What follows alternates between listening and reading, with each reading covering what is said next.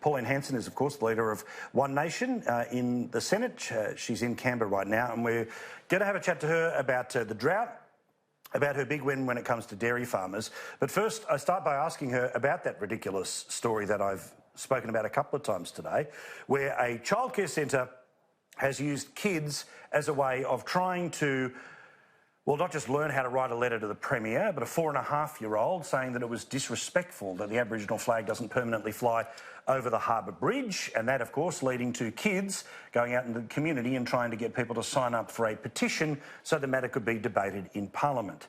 I repeat for the 17th time, child soldiers in the culture war is what I think, but what does Pauline think? You'll find out now. It's an absolute joke, and it really is literally putting words into the mouths of babes, pushing their own agenda, and it's ridiculous because the average Joe Blow out there, Aussie, will not accept this and doesn't even believe that a 4.5-year-old would actually say it's disrespectful to fly the Aboriginal flag. And you know, this is what disgusts me, Paul, is if you want to debate the argument, debate it as adults and put your argument forward. Don't drag children into this and use children as they do. And I see them in protest rallies and kids holding up signs. I would never clue what it all means. And I think it's disgusting the way they try to push their argument. No, I don't disagree with it, and I'm pretty sure most people watching would agree with both of us about the absurdity of this. Now, let's talk about dairy, because you've had a pretty big win. What a Canberra bubble conversation about who gets to take credit for this. The whole point is, as long as there is a result for farmers, then everyone can take their little piece of it. Certainly, your stance of not voting on non-critical legislation is vital to all of this. But how do you feel about, you know, some of the grumblings supposedly out of the Nationals, but I understand it's just one MP who's very familiar with how to talk to the media. How do you feel about the nonsense about the credit rather than talking about the actual policy? I think it's a crying shame. People are on their knees, and I've spoken to other dairy farmers today. They've written to me. They're seeking my help because they've sold their last cow that they need to bring money in. They're on the knees. They can't pay for the water. They can't pay for the electricity. They've only got 55 new head of cows to actually hopefully get it dairying. It's a huge story which I'm trying to sort out. Then I spoke to another fellow who had 70 years in dairying. He actually had to sell off all his herd. He's paying for water for the last 18 years, that a water licence that he's got, but the creek's dry. He can't even get water, but he's still getting charged $1,700 a quarter by the Queensland government for water that he can't even get. These people are on their knees. I don't give a damn, you know, who gets things done in this place. I'm sick and tired of the procrastination that goes on. Pats on the back, look what I've done, look what I've achieved. It's about working together. And Paul, I've always said that all along. I said, I don't care who I have to work with, as long as we can achieve what's best for the country and the people. So these people that are out there and saying, oh, she's stealing our policies, we've been working on this. Well, as far as the dairy industry goes, right, I've been speaking about this for years, even when they wanted to deregister the industry when I was in Parliament between 1996 and 1998. And when I put it on the floor of Parliament last year, September last year, 14 months ago, guess what? The National Party and the Libs voted against it, and so did the Labor Party. Now, we've moved on from there. I put the same motion up again this time, and they voted against it. And I've got to say, congratulations to Anthony Albanese and the Labor Party and the Greens that have supported me through this. They understand what is happening to the dairying industry.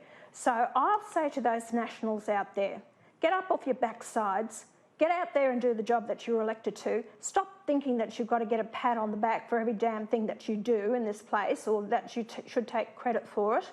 And just work with me, and I hope that when I put up my private members bill on the first week of November, around about the 11th of November, that you will support me with the National Party. Then when it goes to the lower house, I expect, and I don't expect, I don't know what to expect out of that mob, but I expect the government to actually support the Labor Party and everyone else to pass the dairy bill, so it gives the farm gate, the farmers, a fair price for their milk.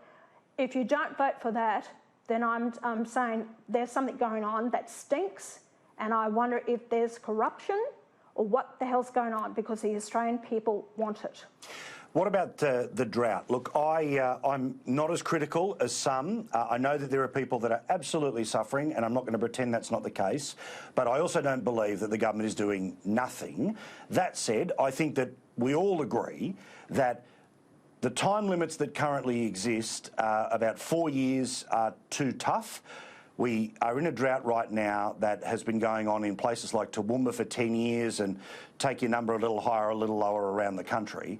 I just think we have to have a system that says that the length of the payment isn't just linked to the calendar, but it should be linked to the severity of the drought. Therefore, we don't have to have this fight every time there's a drought that goes for 6 years, for 10 years. We just know that if you're somebody on the land and it goes past 4 years because of drought, the system will take care of you. Is that reasonable, or am I missing something? Of course, no. Of course it's reasonable, and that's what I have raised. I know that they've had drought in Longreach for 8 years, 9 years possibly now.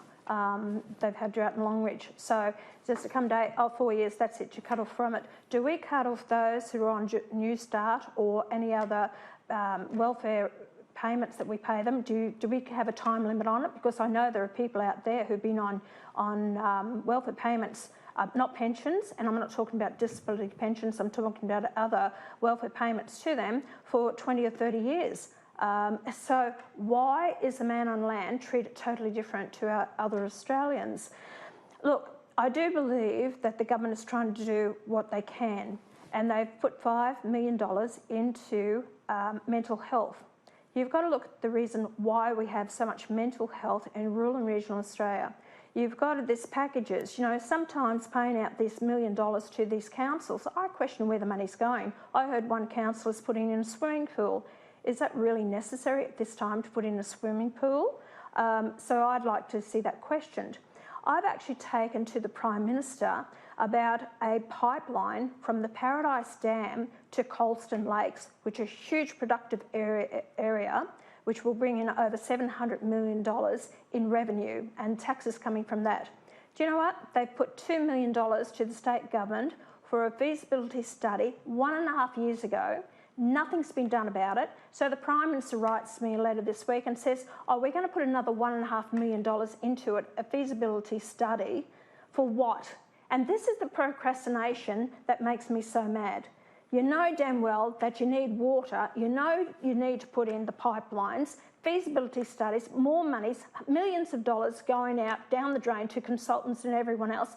I wish someone in this place would damn well make a decision, get things done, put in your water infrastructure, pay the farmers or help them get to put dams on their properties themselves now, so that when it rains they are drought-proofing themselves.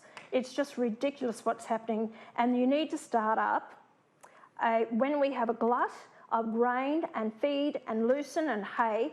The government should then store it because it will keep for years. Then when we have drought, times of drought, the government can disperse it to the farmers at a reasonable cost, not being forced huge prices for this. No, it makes perfect sense to me. It's sort of an agricultural version of the arguments about why you need a budget surplus. You need to have a cushion for when times start to get bad. Otherwise, if you keep running a deficit, you keep running up debt, and you keep killing off the ability to pay that debt, well, think of that in terms of feed and everything else. Pauline, this is why we're glad you're there. This is why people in such great droves across the country continue to support you. They want you, Malcolm Roberts, and plenty of others to be there for a long time. All the best, Pauline. We'll talk to you soon.